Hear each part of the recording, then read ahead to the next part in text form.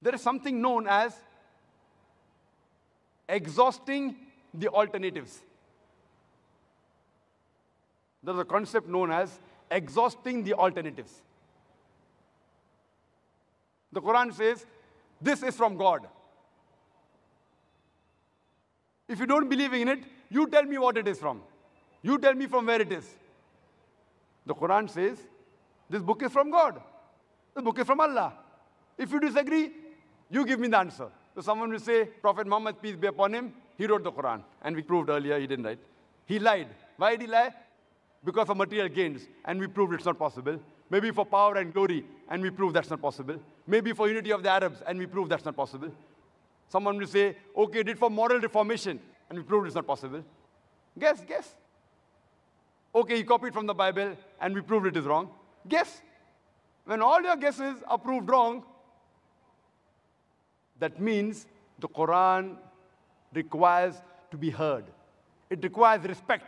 You have to believe in it, that this book, Quran, is from Almighty God.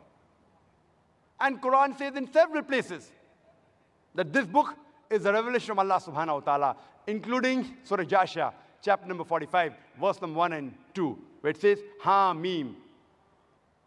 Tanzilul Kitabu min Allahi Azizul Hakim.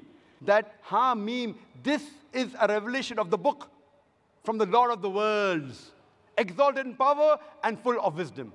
The Quran says in several places that this book is the book of Almighty God. It's mentioned in Surah Anam, chapter number 6, verse number 19. Surah Anam, chapter number 6, verse number 93.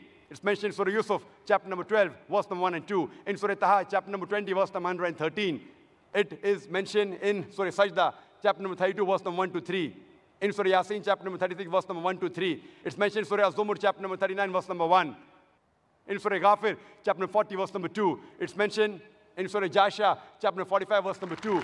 It is mentioned in Surah Rahman, chapter number 55, verse number 1 and 2. It's mentioned in Surah Insan, chapter number 76, verse number 23, that this book, the glorious Quran, is from none other but Allah subhanahu wa ta'ala. This is known as exhausting the alternatives. What you have, you give. You try it out. If you fail to prove it logically, then you have to agree with what is mentioned.